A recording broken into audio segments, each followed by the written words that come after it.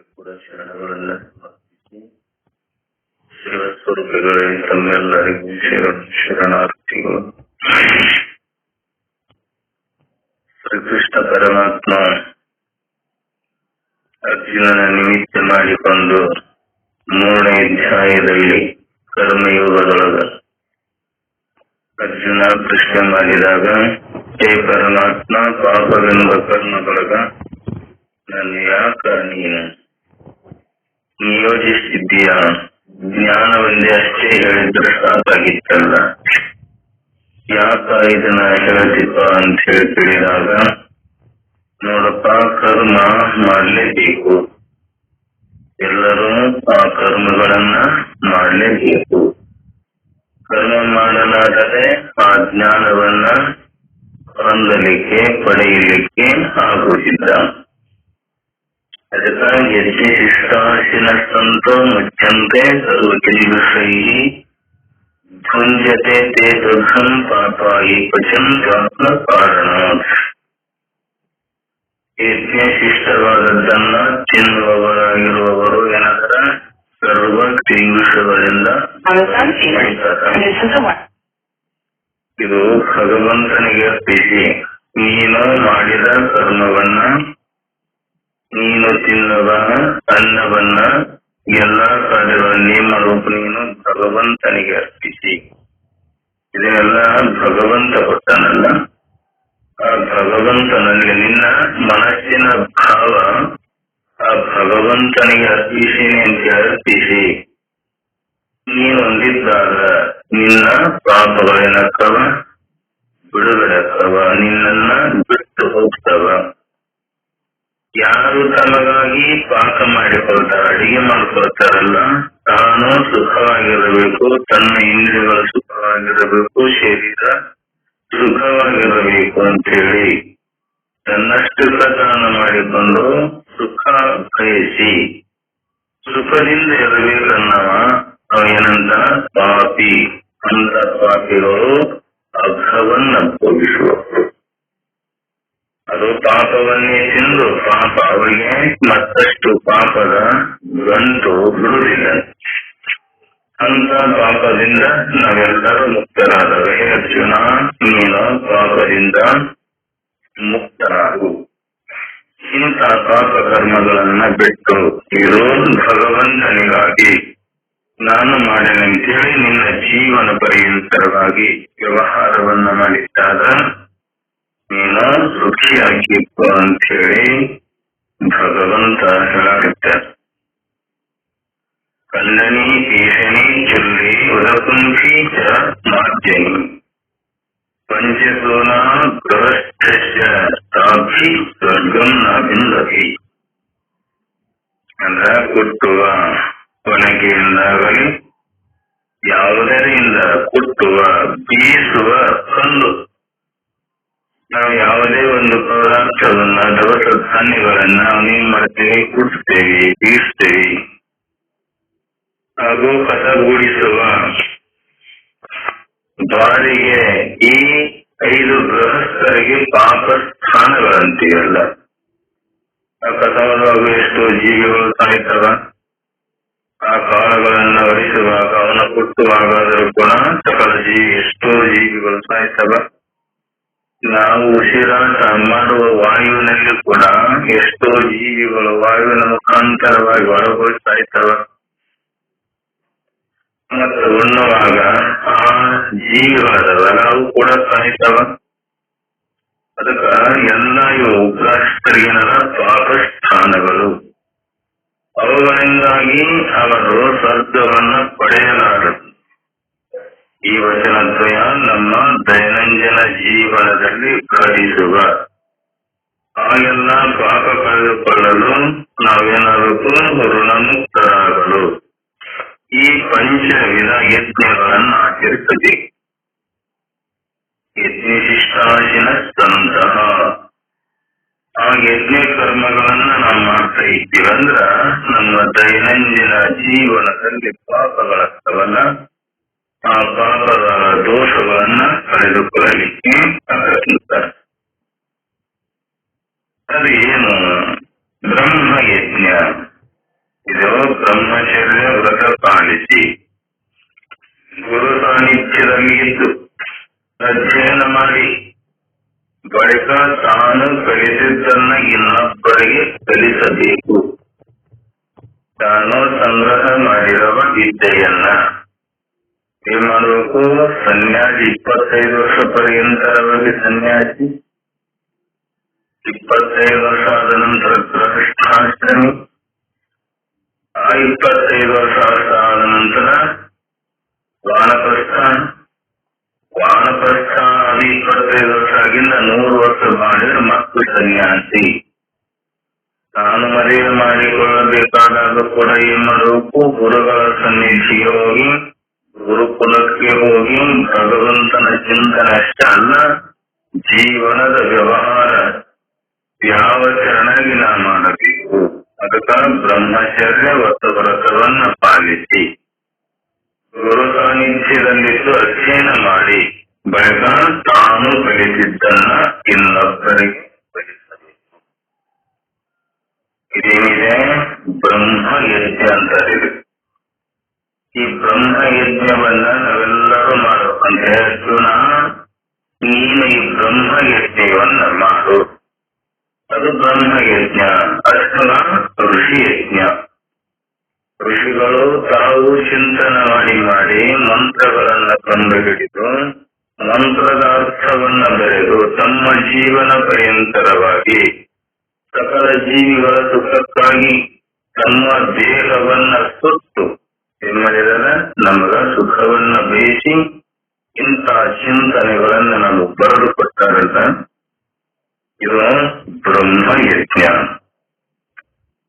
ಅದಕ್ಕ ಇನ್ನೊಬ್ಬರಿಗೆ ಕಲಿಸುವುದು ಬ್ರಹ್ಮ ಯಜ್ಞ ಮತ್ತು ಋಷಿ ಯಜ್ಞ. ಗುರು ಋಣ ಮುಕ್ತಿ. ಕಲಿಸುವುದನ್ನ ಕಲಿಸಿದವ ಪಾಪಿ. ತಾನು ಕಲಿತ ವಿದ್ಯೆಯನ್ನ ಇನ್ನೊಬ್ಬರಿಗೆ ಕಲಿಸಲಾರದೆ ತಾನೇ ಸುಖವಾಗಿ ಇದ್ದುಕೊಂಡು ಬರೇ ನಾನಷ್ಟ ವಿದ್ಯಾವಂತನಾಗಿ ಬುದ್ಧಿವಂತನಾಗಿ ನನ್ನ ಜೀವನ ಪರ್ಯಂತರವಾಗಿ ನಾನೇ ಒಬ್ಬನೇ ಸುಖಿ ಆಗಬೇಕಂತ ಬಯಸ್ತನಲ್ಲ, ತುಂಗಿ ಅನ್ನಬೇಕು, ಪಾಪಿ ಅನ್ನಬೇಕಂತ. ಅದಕ್ಕೆ ನಾವು ಜೀವನದಲ್ಲಿ ನಾವು ಕಲಿತಿದ್ದ ವಿದ್ಯೆಯನ್ನ ಇನ್ನೊಬ್ಬರಿಗೆ ಹೇಳಿ ಅವ್ರನ್ನು ಕೂಡ ಏನ್ ಮಾಡಬೇಕು? ಒಳ್ಳೆಯ ದಾರಿಗೆ ಹಚ್ಚಿ ಹರಿಶಾಸ್ತ್ರ ಕೇಳದವ ಭಜಯ. ಭಗವಂತನ ಚಿಂತನೆಯನ್ನ ಮಾಡಲಾರದ ತನ್ನ ಜೀವನಕ್ಕಾಗಿ ತನ್ನ ಸುಖಕ್ಕಾಗಿ ತನ್ನನ್ನ ತಾನು ಹೊಗಳ್ತಾನಲ್ಲ, ಅವನಿಗೇನಬೇಕು? ಭಜಯ ಅನ್ನಬೇಕು.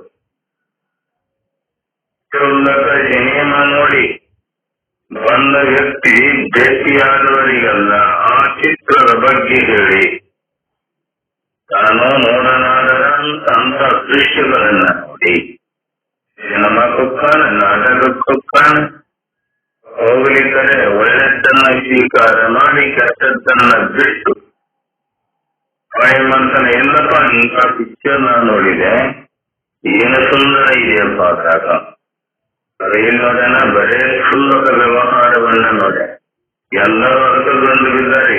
ಬರೀ ಎಲ್ಲಿ ಮನರಂಜನೆ, ಎಲ್ಲಿ ಕೆಟ್ಟ ದೃಶ್ಯಗಳು, ಎಲ್ಲಿ ಕೆಟ್ಟ ವ್ಯವಹಾರಗಳವನ್ನ ಎಲ್ಲರೂ ಕೂಡ ಅಲ್ಲಿಗೆ ಹೋಗ್ತಿರ್ತಾರೆ.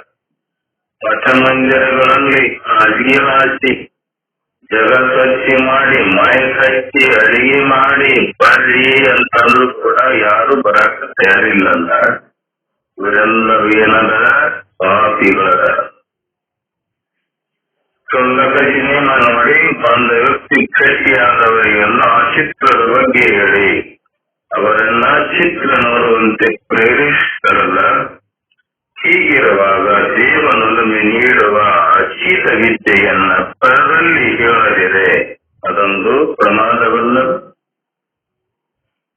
ಅದಕ್ಕೆ ಬಂದನ ಏನನ್ನ ಕೊಟ್ಟು ವಚನ ಕೊಟ್ಟು ಬಂದನಲ್ಲ, ಇಲ್ಲ ತಾಯಿ ಗರ್ಭದಲ್ಲಿದ್ದ ಅದನ್ನ ಮರೆತು ಮಾಡಬಾರದ ಪಾಪಕೃತ್ಯಗಳನ್ನ ಮಾಡಿ ನೋಡಬಾರದ ದೃಶ್ಯಗಳನ್ನ ನೋಡಿ ತನ್ನ ಜೀವನ ಪರ್ಯಂತರವಾಗಿ ನಾನೇ ಸುಖಿಯಾಗಬೇಕಂತ ಬಯಸಿ ಇಂಥ ವ್ಯವಹಾರ ಮಾಡುವಂತಹ ಮನುಷ್ಯರಿಗೆ ಏನಂತಂದ್ರ ಪಾಪವೇ ಗಂಟುಗೊಳ್ಳುತ್ತದೆ.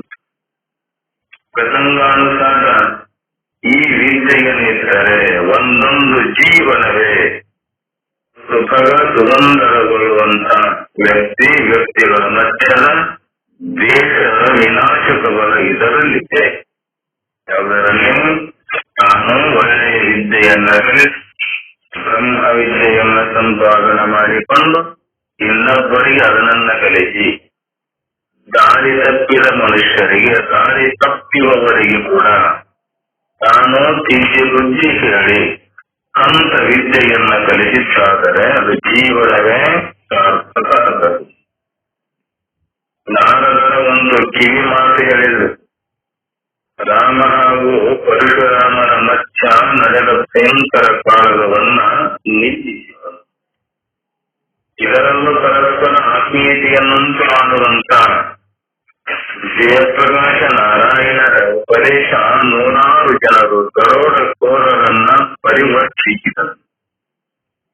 ಕಳ್ಳತನ ಮಾಡುವವರಿಗೆ, ಸುಳ್ಳು ಹೇಳುವವರಿಗೆ, ಪಾಪ ಕೃತ್ಯ ಮಾಡುವವರಿಗೂ ಕೂಡ ಒಳ್ಳೆಯ ಮಾರ್ಗವನ್ನ ತೋರಿಸಿದ ಈ ಋಷಿ ಮುನಿಗಳು ಏನ್ ಮಾಡಿದ್ರೆ ದರೋಡೆಕೋರನನ್ನು ಕೂಡ ಪ್ರವರ್ತಿಸುವಂತಹ ಸಾಮರ್ಥ್ಯವಂತನು.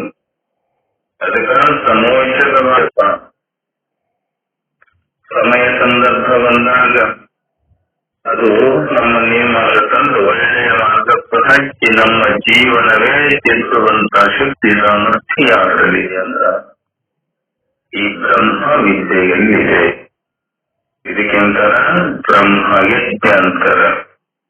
ಇನ್ನ ದೇವ ಯಜ್ಞ, ದೇಹಗತ ತತ್ವಗಳ ಮೇಲೆ ಅಧಿದೇವತೆಗಳಾದರಲ್ಲ ಅವರ ಕೃಪೆಯಿಂದಲೇ ನಮ್ಮ ಇಂದ್ರಿಯಗಳು ವ್ಯವಹಾರ ಮಾಡ್ತವ. ನಮ್ಮ ಇಂದ್ರಿಯಗಳು ವ್ಯವಹಾರ ಮಾಡಬೇಕಾದರೂ ಕೂಡ ದೇವರ ಕೃಪೆ ಇದೆ. ಕಣ್ಣಿನಲ್ಲಿ ಸೂರ್ಯ ದೇವತೆ ಇದೆ. ಸೂರ್ಯ ದೇವತೆ ಆ ಜಾಗದಿಂದ ಬಿಟ್ಟು ಹೋದರೆ ನಮ್ಮ ಕಣ್ಣುಗಳೇನಾಗುವುದಿಲ್ಲ, ಕಾಣುವುದಿಲ್ಲ. ದಿಕ್ಪಾಲಕರು ಕೂಡ ಕಿವಿಯ ಗೋಳಕದಲ್ಲಿರದಂತೆ ಆ ದೇವತೆಗಳು ಬಿಟ್ಟು ಹೋದರೆ ನಮ್ಮ ಕಿವಿಗಳು ಕೇಳುವುದಿಲ್ಲ.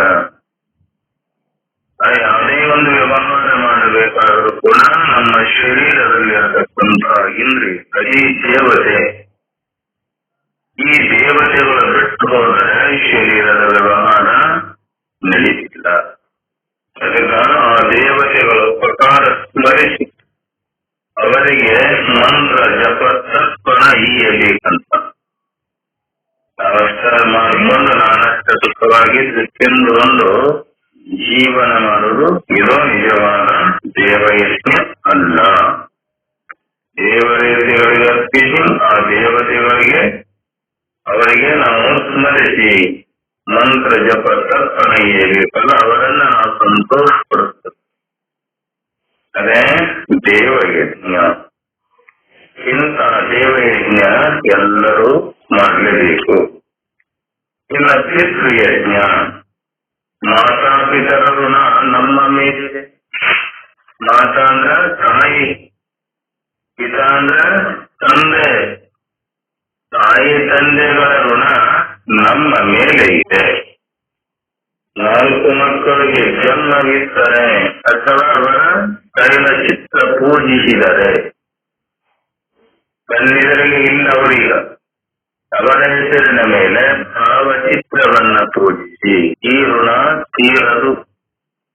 ಇದ್ದಾಗನ ಜಪನ ಮಾಡಬೇಕಂತ ಕೈಲಾದ ಮಟ್ಟಿಗೆ ತಂದೆ ತಾಯಿಗಳನ್ನ ನಮ್ಮನ್ನ ಬಾಲ್ಯದಲ್ಲಿದ್ದಾಗ ತಾಯಿ 9 ತಿಂಗಳ ತನ್ನ ಹೊಟ್ಟೆಯಲ್ಲಿಟ್ಟುಕೊಂಡು ಹುಟ್ಟಿ ಬಂದ ನಂತರ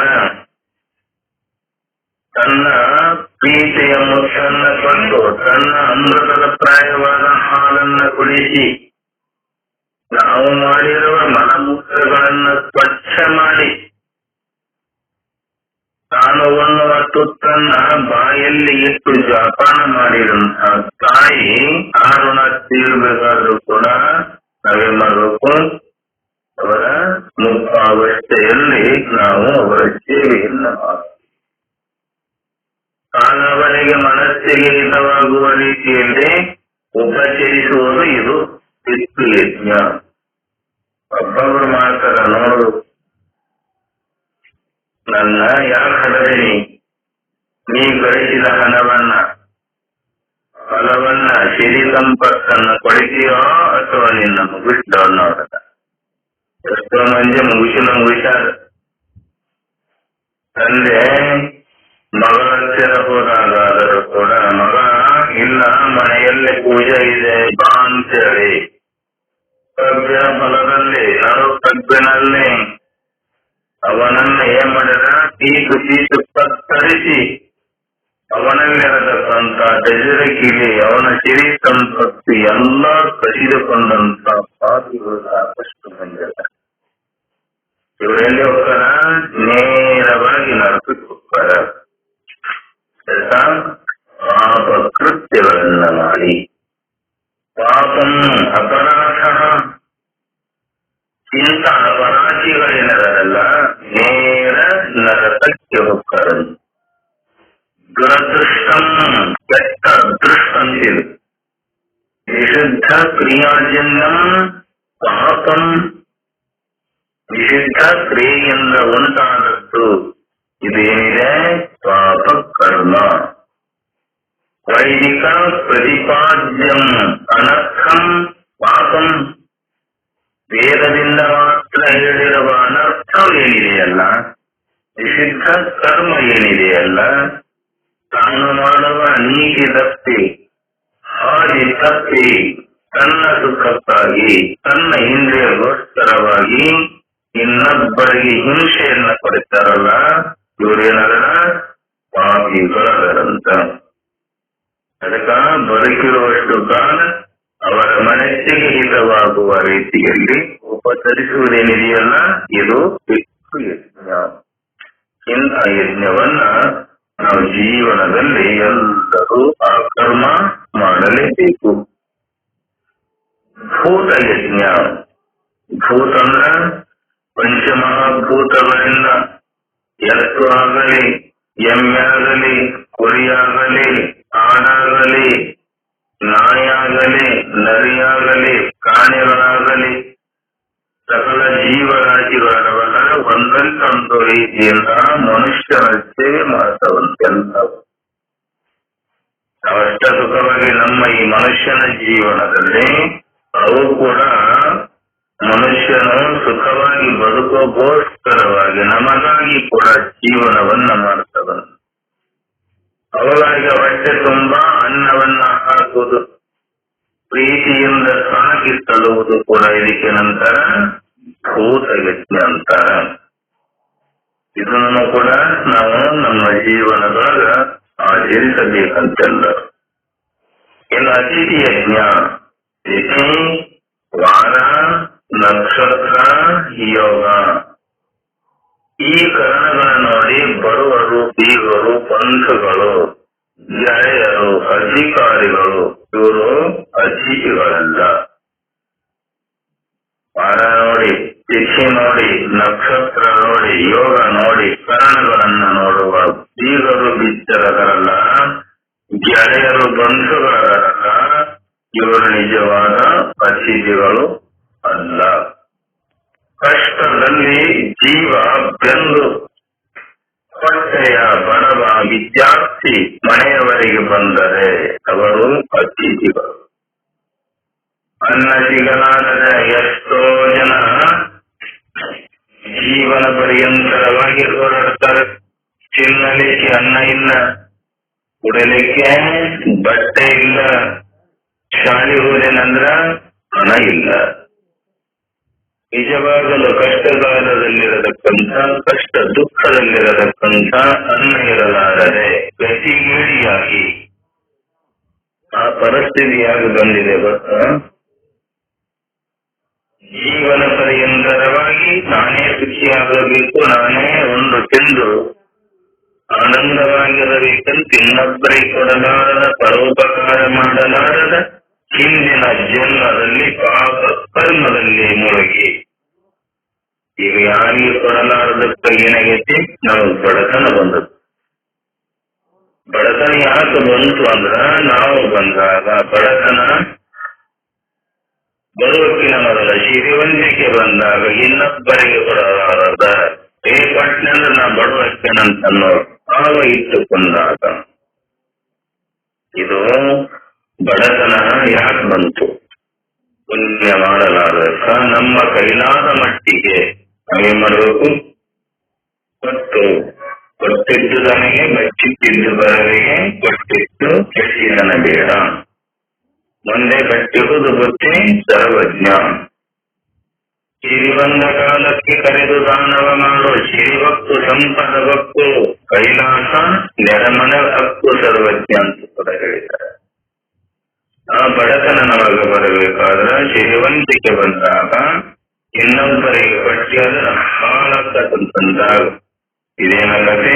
ಪಾಪವನ್ನೇ ತಿಂದಂತೆ ಅಂತ ಗಾತಿಗಳು ನಾವಾಗ್ತಾನೆ. ಅತಿಥಿ ಯಜ್ಞ ಅಂದ್ರ ಕಷ್ಟ ಕಾಲದಲ್ಲಿರತಕ್ಕಂಥ ಜೀವಿಗಳಿಗೆ ಅಂದ್ರ ಬಡವ ವಿದ್ಯಾರ್ಥಿಗಳು, ಬಡ ಮಕ್ಕಳದರಲ್ಲ ಶಾಲೆಗೆ ಹೋಗುವಾಗ ಅವರಿಗೆ ಏನಾದರೂ ನಮ್ಮ ಕೈಲಾದ ಮಟ್ಟಿಗೆ ಅವರಿಗೆ ಕೊಟ್ಟು ಅವರಿಗೆ ಉಪಚರಿಸಿದೀವಲ್ಲ, ಇದು ನಿಜವಾದ ಅತಿಥಿ ಯಜ್ಞ. ಇಂಥ ಈ ಪಂಚವಿಧ ಯಜ್ಞಗಳ ಜೀವ ತ್ಯಾಗ, ವಸ್ತು ತ್ಯಾಗ ಮತ್ತು ವಸ್ತು ವ್ಯಾಮೋಹ ತ್ಯಾಗ. ಬರೀ ವಸ್ತು ತ್ಯಾಗದಿಂದ ಕವಿತನ ನೀಡದು. ಬರೀ ವಸ್ತುಗಳಷ್ಟ ತ್ಯಾಗ ಮಾಡಿದೀಗ ಅಂದ್ರೆ ಈ ಅವಸಾಗರವನ್ನ ದಾಟಲಿಕ್ಕೆ ಆಗುವುದಿಲ್ಲ. ಅರ್ಜುನ ಕಣ್ಣು ಭಕ್ತನೆಂಬನೇ ಕಣ್ಣಿನೊಳಗನ ಮುದ್ರೆ ಕವಿ, ಕೆನ್ನು ಭಕ್ತನೆಂಬನೇ ಕೆನ್ನಿನೊಳಗ ವಿರಹ ಕವಿ, ಮಣ್ಣು ಭಕ್ತನೆಂಬನೇ ಮಣ್ಣಿನೊಳಗ ಬೆಳೆಸುವ ಕವಿ. ಈ ತ್ರಿವಿಧ ಕವಿಯ ಕಳೆದು ಪ್ರಸಾದ ಮಾಡಿಕೊಳ್ಳಬಲ್ಲರೇ ಕೂಡಲ ಚೆನ್ನ ಅಂಗಯ್ಯನಲ್ಲಿ ಅಚ್ಚ ಪ್ರಸಾದಿಯೇ.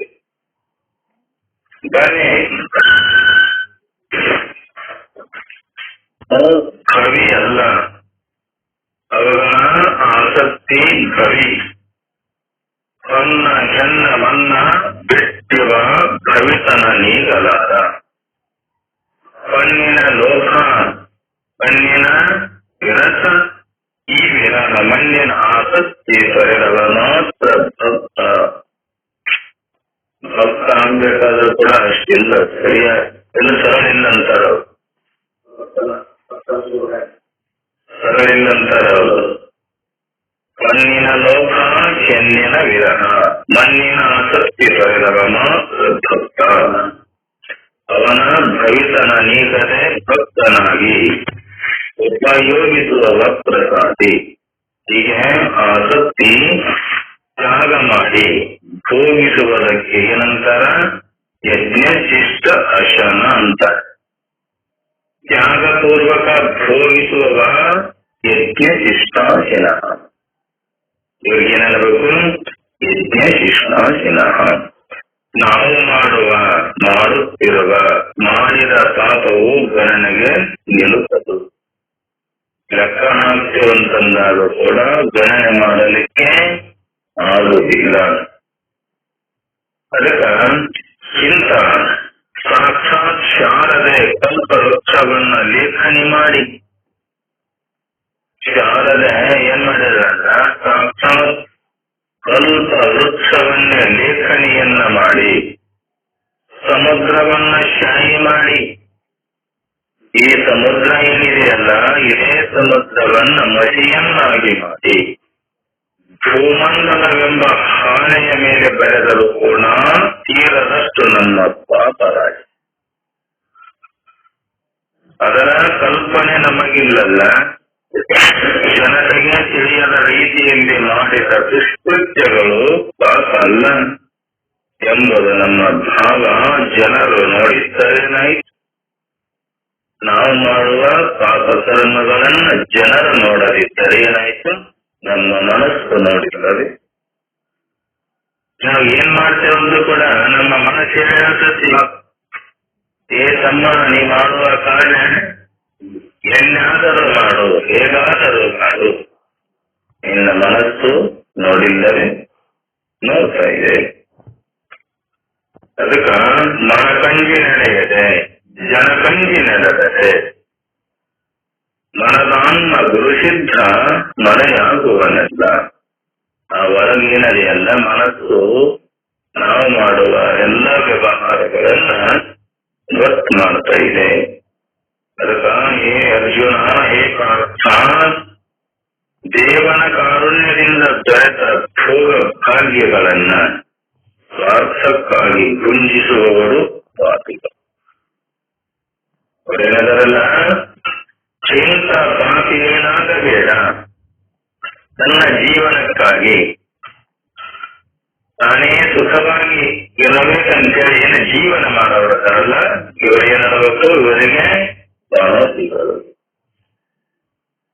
ಅದಕ್ಕ ಮಹಾಭಾರತ ಯುದ್ಧದಲ್ಲಿ ಕೂಡ ದ್ರೋಣಾಚಾರ್ಯರು ಪಾಂಡವರ ಸೇನೆಯನ್ನ ನೋಡಿ ಕೊಲ್ತಿದ್ರಂತೆ. ಅವರು ಮತ್ತೆ ಮತ್ತೆ ದೈವಾಸ್ಯಗಳನ್ನ ಬಳಸಿ ಪಾಂಡವರ ಕಡೆ ವೀರನು ಯಾರ ಮುಂದೆ ಬಿದ್ದನೋ ಅವನನ್ನ ಕೊಲ್ತಾ ಇದ್ದಂತೆ.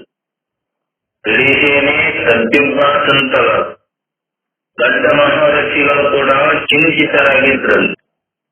ಆಚಾರ್ಯರ ಕೈಯಲ್ಲಿ ಆಯುಧಗಳಿದ್ದಾನೆ, ಅವರನ್ನ ತೋರಿಸಲು ಯಾರಿಂದಲೂ ಸಾಧ್ಯ ಇಲ್ಲ ಅಂತ ತಿಳ್ಕೊಂಡಿದ್ದಾರೆ.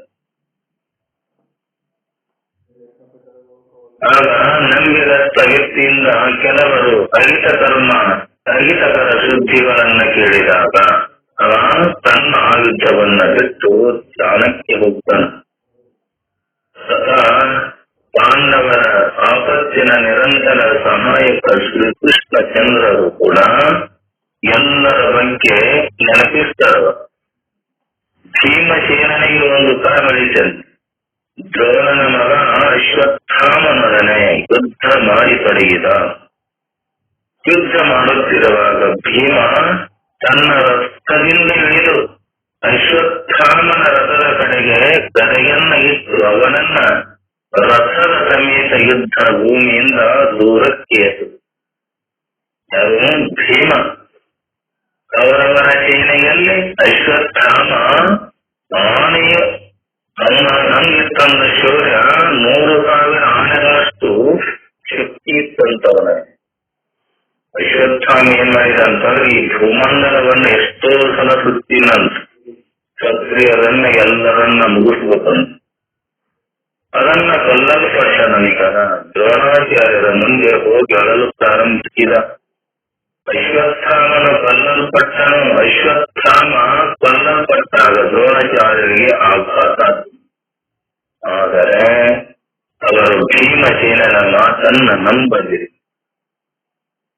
ಯುಧಿಷ್ಠಿರನಿಗೆ ಸತ್ಯವನ್ನ ಕೇಳಲು ಅವನ ಮಾಡಿದ ತನ್ನ ರಥವನ್ನ ವಿಸ್ತರಿಸಿದ. ಶ್ರೀಕೃಷ್ಣಚಂದ್ರನು ಕೂಡ ಯುಧಿಷ್ಠರಿಗೆ ಹೇಳ್ತಾನ, ಮಹಾರಾಜ ನಿಮ್ಮ ಪಕ್ಷ ಗೆಲ್ಲಲು ಬೇರೆ ದಾರಿ ಇಲ್ಲ. ನಿಮ್ಮ ಈ ಪಕ್ಷ ಗೆಲ್ಲಬೇಕಾದ್ರೆ ಬೇರೆ ನಿಮಗ ದಾರಿ ಯಾವುದು ಇಲ್ಲ.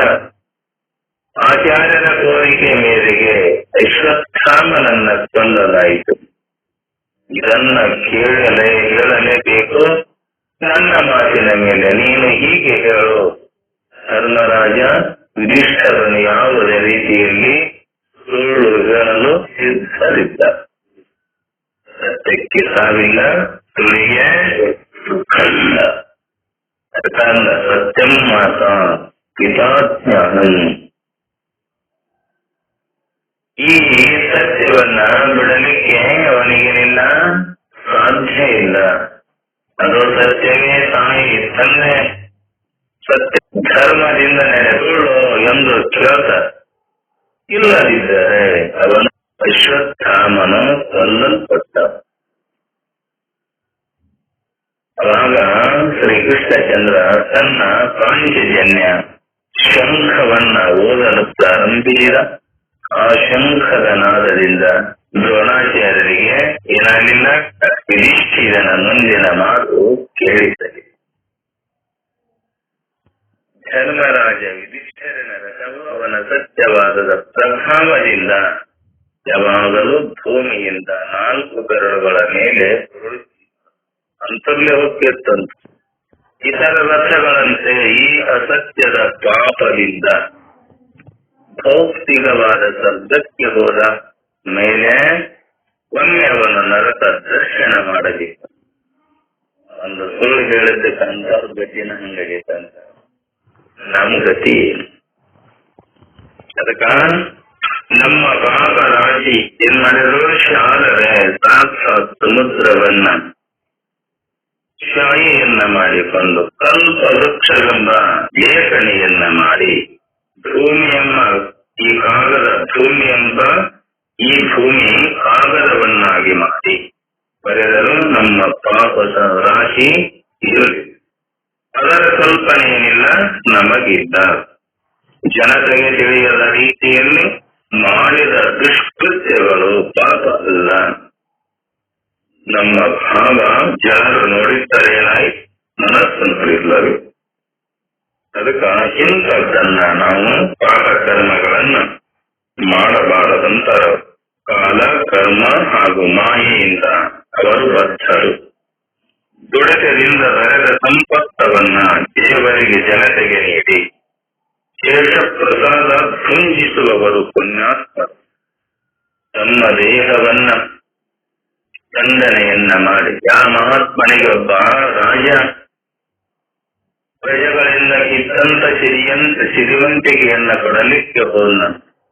ಅವಾಗನ್ನಂತ ಇದು ನಿಜವಾದ ಹಣ ನನಗಲ್ಲಪ್ಪ, ನೀನು ನಿನ್ನ ದೇಹವನ್ನ ದಂಡನೆ ಮಾಡಿ ನಿನ್ನ ದೇಹ ಶ್ರಮಿಸಿ ಆ ಧನ ಕೊಡು, ನನಗ ಆ ಹಣವನ್ನ ಕೊಡು ಅಂತ ಹೇಳಂದಾಗ ರಾಜ ಏನ್ ಮಾಡಿದ, ಬೆನ್ನ ಡ್ರೆಸ್ ಹಾಕೊಂಡು ಕುಲಿಮೆ ಬಂದಂತ ಊರಾಗ ಕಂಬಾರಿಂದ ತಗೊಂಡು ಕುಲಿಮೆ ನಿಜವಾದ ಸಂಪತ್ತಪ್ಪ ಅಂದಾಗ ಅವಾಗ ದುಡಿತದಿಂದ ಬರೆದ ಸಂಸಾರವನ್ನ ದೇವರಿಗೆ ಜನತೆಗೆ ನೀಡಿ ಶೇಷ ಪ್ರಸಾದ ಭುಂಜಿಸುವರೇನದರಲ್ಲ ಬೇರೆಯವರ ಸತ್ತನ್ನ ಕೈದುಕೊಂಡು ಅವರಿಗೆ ತೊಂದರೆಯನ್ನ ಕೊಟ್ಟು ತಾನು ಗಳಿಸಿದ ಸಿರಿಯನ್ನ ಇನ್ನೊಬ್ಬರಿಗೆ ಕೊಟ್ಟರು ಕೂಡ ಅದು ಪಾಪವೇ. ಅದಕ್ಕ ಸರ್ವ ಋಣಗಳಿಂದ ಅವರಿನಕ ಮುಕ್ತರಕ್ಕರಂತೆ. ಅರ್ಜುನ ಜನ್ಮ ಮರಣ ಹಾಗೆ ಮಾಯ ಮೋಹಗಳ ಬಂಧನದಿಂದ ಅವರು ಪರಕರ್ಪ. ಅದಕ್ಕೆ ಇದನ್ನು ನೀನು ಚೆನ್ನಾಗಿ ತಿಳಿದುಕೊಂಡು ಅದರ ಬಗ್ಗೆ ನೀನು ಜೀವನವನ್ನ ಮಾಡಿದ್ದ ಕರ್ಮ ನಾ ಮಾಡುವುದು ನನ್ನ ಕುಂತಿಯಲ್ಲ, ನನಗೆ ಬರೀ ಜ್ಞಾನವನ್ನೇ ಹೇಳುವಂತ ನೀವು ಕುಂತಿಯಲ್ಲಪ್ಪ. ಇದು ನಿಜವಾದ ನೀನು ಅಂತ ಆತ್ಮಜ್ಞಾನವನ್ನ ಪಡೆಯಲಿಕ್ಕೆ ಆಗುದಿಲ್ಲ ಅರ್ಜುನ. ಅದಕ್ಕೆ ಜನ್ಮ ಮರಣ ಈ ಬಂಧನದಿಂದ ಮೋಹದ ಬಂಧನದಿಂದ ಹೊರಾಗಿ ಇದು ಪ್ರಜಾಪತಿ ಆದೇಶ. ನನ್ನ ಆದೇಶ ಅಲ್ಲ, ಇದು ಪ್ರಜಾಪತಿ ಆದೇಶ ಇದೆ. ಅದಕ್ಕ ಇಂಥ ಪ್ರಜಾಪತಿ ಆದೇಶವನ್ನ ನೀನು ಕೂಡ ನಿನ್ನ ಜೀವನ ಪರ್ಯಂತರವಾಗಿ ಅಂತ ಕರ್ಮವನ್ನ ಆಚರಿಸಬೇಕು ಅಂತೇಳಿ ಅವಾಗೇನ್ ಮಾಡ್ತಾನ, ಶ್ರೀಕೃಷ್ಣ ಪರಮಾತ್ಮ ಅರ್ಜುನನನ್ನ ಕುರಿತು ಏನೆಲ್ಲ ಹೇಳಿದ. ಅದಕ್ಕ ದೇವಯಜ್ಞಾದಿಗಳ ಪೂಜೆಗಳನ್ನ ಮಾಡಿ ಮಿಕ್ಕಿರುವ ಪ್ರಸಾದವನ್ನ ಅಮೃತದ ಹೆಸರಿನಿಂದ ಅನ್ನವನ್ನ ಸೇವಿಸುವ ಸಾಧು ಪುರುಷರು ಸಕಲ ವಿಧವಾದ ಪಾಪಗಳಿಂದ ವಿಮೋಚನೆಯನ್ನು ಹೊಂದ್ತಾರೆ.